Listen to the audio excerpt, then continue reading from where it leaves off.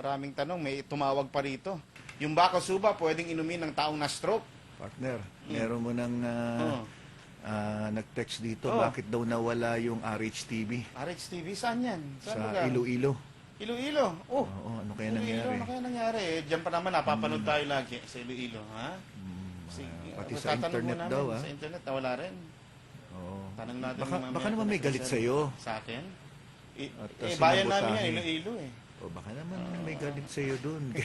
Ayan. Anyway, nakarating na po sa kinaukulan. No? Galing kay Lynn yung concern Lynn, na thank you, ha? nawala daw yung RHTV. Ah, Yan. sige ha. Yun, yung tanong dito nang itinawag pa sa atin na pwede bang inumin ng Bacchus ng taong na-stroke? Pwede naman. As long as control na yung blood pressure, lalo na kung na-stroke pero nagpi-physical therapy o nag-exercise, pwede naman. Pwede. Tulad ng sinabi ko, pwede sigurong umpisan nyo muna ng kalahati ngayon, tapos yung kalahati bukas nyo inumin, hanggang sa makita nyo na ayos naman, hindi kayo naman nakakaalam nun kung anong pagbabago sa katawan nyo. Si June Cabalida ng Jensen, ha? Although nabanggit na natin, Dok, ano ho bang nutritional facts ng Bacchus? Well, ito, isa-isahin ko ba to? Ikaw. Alam mo, ano pangalan nung Si June Cabalida. June? May advice ako sa June. Kung may malapit yan na mercury drug, punta ka doon. Well, maski hindi ka bumili, pumunta ka lang doon. Tapos hanapin mo yung Bacchus. Ngayon, pag hawak mo na yung Bacchus, kagaya ngayon, kung napapanood mo ako, hawak mo ngayon yung Bacchus, nakalagay rito, nakakahon eh. Nutritional facts. Nakalagay yung energy, 120 calories. Yan. Per serving yan, ha? Protein, fats, saturated, carbohydrates, negative sugar, nakalagay rito, sodium, taurine, caffeine, ginseng extract, inositol, nicotinamide, L-lysine, ano pa, royal jelly, pyridoxine, saka riboflavin. Yan ang mga content. So, yan yung Bacchus energy drink na pinag-uusapan po natin. Yan, binanggit ko na. Nilalaklak ng mga kasama natin dito. Hindi mo na kailangan pumunta sa mercury drug at tingnan lang. Kailangan bumili at tikman. Yan. Actually, baka nagtataka ka, partner, bakit ako umiinom nito ngayon? Gabi na, di ba? 8:15. Kasi gagawa ako ng column ko mamaya eh. Bakit? Ano ba bukas? Para saan yung column na yun? Para sa Sunday. Sa Sunday. Ngayon mo ginagawa. Gumagawa po ako ng column. Ibig sabihin, sumusulat po ako sa Manila Bulletin Tsaka sa? tuwing Wednesday at sa People's Journal Tonight tuwing Sunday. Tuwing Sunday naman. So gagawa ko ng I have to wake up and still I have to write. Kaya hindi ako pwedeng tulog-tulog. Dapat gising. Dapat gising. Dok, nako. Yes. Anong kahulugan ng HGB 136G? Low RDWCV 16.7. Ilan yung HB? Yung HGB 136. Yung RDWCV 16.7. Pinahirapan tayo. MCHC 314. Well, hemoglobin, yung isa, no? Bahagya lang naman eh. Hanggang 140 ang normal na kinoconsider eh. So, yung mga resulta niya, may kinalaman lang yan sa minsan overweight na hindi nag-exercise. Overweight? Meron exercise, nagpapataas ng hemoglobin sa mga hindi na exercise. Uy, talaga. Ang impression daw sa chest x-ray, atheromatosus aorta. Ano po ibig sabihin? Walang kinalaman yung kanyang blood test na CBC result dun sa atheromatosus aorta. Ang ibig sabihin ng atheromatosus aorta, parang ugat na may hambing natin sa tubo ng tubig, kung saan dumadaan ng tubig, may konting kalawang at medyo sa isang banda kumipot ng konti. So parang sinasabi dyan na yung kanyang aorta, yan yung pinakamalaking ugat ng isang tao na nakaduktong yan sa puso, medyo kumipot ng konti na may kinalaman sa pwedeng nagkakaedad ng isang tao. So hindi naman yan alarming. Ang mahalaga, yung blood pressure mabantayan. Ang mahalaga ay wag nang sanang tumaas sa mga cholesterol at triglyceride. Kaya nga yung mga may hypertension, palagi ko sinasabi, kagaya nung nag-message kanina sa Facebook, na maganda daw ang blood pressure niya, pwede na bang tanggalin yung maintenance na gamot? Hindi po pwedeng tanggalin. Unless yung doktor nagsabi.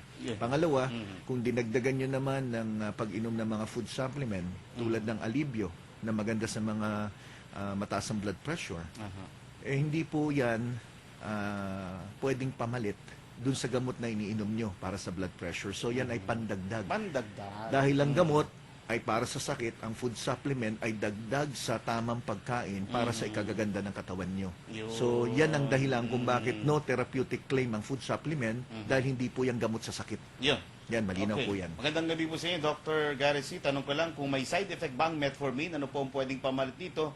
2 years ka na pong iniinom. Unang-una, lahat naman halos ng gamot, pag ito ininom, no, at medyo may katagalan na, at yung pasyente naman ay may edad na, nagbibigay ng hindi kanais-nais na reaksyon. At isa sa possible na reaction sa pag-inom ng metformin ay ang pagkakaroon ng kabag palagi. Okay. O kaya dighay ng dighay. Ganon. Ganon. Silent killer. No? Yan, yung utot.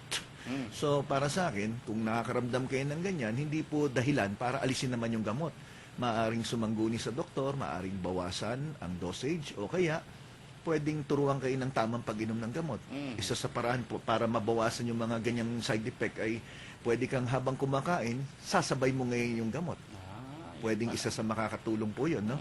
Then, pangalawa, advice ko sa mga diabetic, kung kayo po umiinom ng gamot, huwag nyo basta-basta alisin. Dahil marami pong pasyenteng may diabetes na inatake sa puso, nagkaroon ng diabetic stroke o kaya tinatawag na coma dahil sa biglaang pagtanggal ng gamot at biglang tumaas ang kanilang blood sugar. So, huwag nyo pong alisin yung gamot. Kung gusto nyo pong subukin, pwede kayong uminom ng mga food supplement tulad ng diabetrol at ito po ay maaring makatulong para ang inyong sugar ay maiayos at the same time yung complication mabawasan. Once na ang inyong sugar ay nakontrol sa pamamagitan ng tulong ng diabetrol, maaring kung uminom kayo ng 2-3 gamot sa diabetes, maaring mabawasan yan kinalaunan. So dapat regular ang check-up sa doktor, dapat regular ang pagpapatingin nyo ng inyong dugo na tinatawag na fasting blood sugar para konting pagtaas nito, mapigilan po natin yung mga posibleng komplikasyon balang araw. Okay. Malinaw po ba ang aking Malinaw na pagkasabi? malinaw. Prof, napakalinaw. Ako po'y purong Chinese. Oo nga. 100% Chinese po Chinese. ko. Pero pusong Pinoy po ako. At Pusong sinisiguro ko po sa inyo Sa darating na. sa darating na eleksyon kay Dr. C. Sisi, walang kasisi-sisi.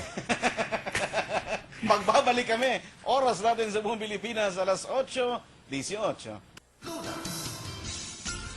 Ang bilis naman ng oras. 8:24 mga kaibigan. Ang daming mga tanong tuloy ngayon. Nag-i-inquire na sa Bacos. Sabi sa iyo, Dok si Limuel Malinaw ng Coronadal City. Good evening po mga pogi. Talagang ganun ang Ano, sa akin. pakiulit nga yung hindi ko Sabi, narinig. sabi, good evening po mga pogi. Ano yun? Pogi daw, pogi. Aso? Tanong ko lang po. Pwede ho bang uminom ng Bacos Energy Drink 2 to 3 times a day? Salamat, Limuel Malinaw. Limuel, wala ka na bang plano matulog? 3 times a day. Kung talagang gusto Tulog- mong gising tulog na ka gising rin. ka, at talaga namang takbo ka naman takbo, halimbawa, masama po yun.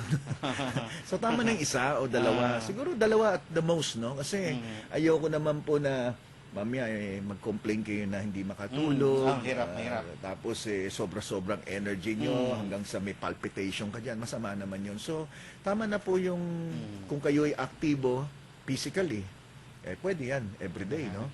Kung kayo'y gusto ng mental alertness, pwede yan everyday. Pero kung wala ka namang ginagawa at gawin mong regular na tubig yan, hindi naman po tama yon. At hindi pa malit yan sa tubig. Kung inom kayo ng Bacos, hindi ba minusan mo yung 8 basong tubig sa isang araw? Yun, yun. Malinaw yan. Malinaw, Doc Gary, gaano po kahalaga ang thyroid gland? Paano kung natanggal na ang thyroid gland? Mabubuhay pa ba ang tao? Michael Santos ng Caloocan. Well, unang-una, yung thyroid gland, yan po ay parang command center natin. Nagbibigay ng signal sa metabolismo, paggana ng ating buong katawan. So, pag ang isang tao ay naoperahan at nabawasan o tinanggal ang thyroid gland, maaaring magbigay ng hormones ang doktor na pamalit. Yan ang iinumin na Araw-araw? maaaring habang buhay. Araw-araw. So kung naririnig niyo yung mga gamot na L-Troxin halimbawa, yung mga yan ang binibigay para pamalit dun sa natanggalan, nabawasan ng thyroid gland.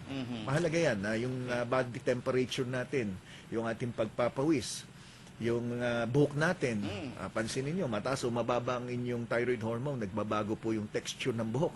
Yung balat, nagbabago. Yung babae na pag may hyperthyroidism, maaari pong lumakas ang buwan ng dalaw. Pag may hypo, biglang tumigil ang buwan ng dalaw. So, maraming nagagawa ang thyroid gland na hindi natin pwedeng baliwalain. Okay, Miss Ricky ng Laguna, 67 years old, and diabetic. Ano po ang pwedeng gamot sa manas ng mga paa at konti ang urine sa daytime kahit nakainom ng 5 glasses of water a day? My creatinine is 1.88. Well, unang-una, pag ang diabetic patient, matagal nang mataas ang blood sugar, at nagkaroon po kayo ng komplikasyon sa inyong bato, maaari po na makapansin ng isang tao na nagmamanas at kukonti kung umihi. At yan ay maaring indication na ang inyong kidney ay hindi gumagana ng maayos. So, mahalaga po na makita kayo ng isang nephrologist para mabigyan kayo kung makukuha sa gamot o masuri maigi kung ang inyong blood sugar ay kontrolado. Kaya nga palagi ko sinasabi, nakakatakot yung sakit na diabetes dahil hindi naman namamatay sa diabetes kundi sa complication. At isa dyan yung heart attack, kidney failure, at stroke. Yan ay pangkaraniwan na sa mga pasyente matataas ang blood sugar. Kaya control nyo po yan. Uminom ho kayo ng diabetrol kasabay ng mga gamot nyo. Twice a day na diabetrol, makakatulong po yan. At ang mga diabetic may dagdag na panganib na ang inyong dugo ay lumalapot. Kaya nga ho, nababanggit ko yung kahalagahan na ang inyong dugo ay dapat malabnaw. Yung iba, nagbibigay ng mga aspirin, clopidogrel, ito yung mga gamot, no? O kaya yung mga dipyridamol, yung iba, Coumadin. Lahat yan ipampalabnaw ng dugo, pero gamot po yan. Meron pong natural na pampalabnaw ng dugo, yung tinatawag na plasmin. Yan ay thrombokinase. At tumutulong yan parang ang dugo nyo ay malabnaw. Makaiwas po tayo sa pagbubuo ng dugo na pwedeng humantong din sa heart attack o stroke. So, nabanggit ko yan, ang plasmin, nabibili naman sa Mercury Drug.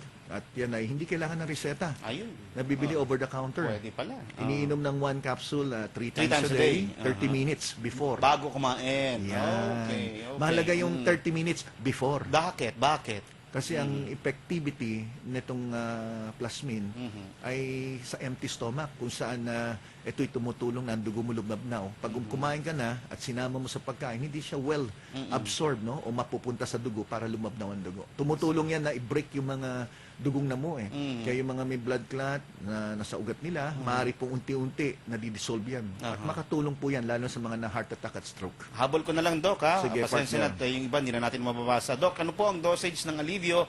140/100 ang BP ko po. Jan Destro ng Cotabato. 140/100, mataas po yan. Kailangan nyo po ng gamot para dyan at kailangan nyo rin idagdag ang alibyo. So, hindi pwedeng alibyo lang. So, dapat may gamot po kayo na ibinigay ng doktor. Yung alibyo, twice a day iniinom yan. So, isa sa umaga at isa po sa gabi. Partner, maiba lang tayo, partner. Kasi yung aking gabay sa kalusugan health page, sa mga nakikinig po na may access sa internet, okay, mga nakikinig ngayon na sumusunod o sinusundan yung aking gabay sa kalusugan health page.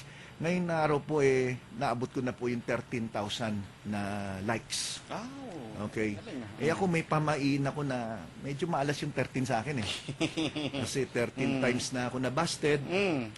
Pang 13 ako nung high school. Tapos 13 lang kami sa klase. Tapos 13 times na rin ako bumagsak sa Filipino subject.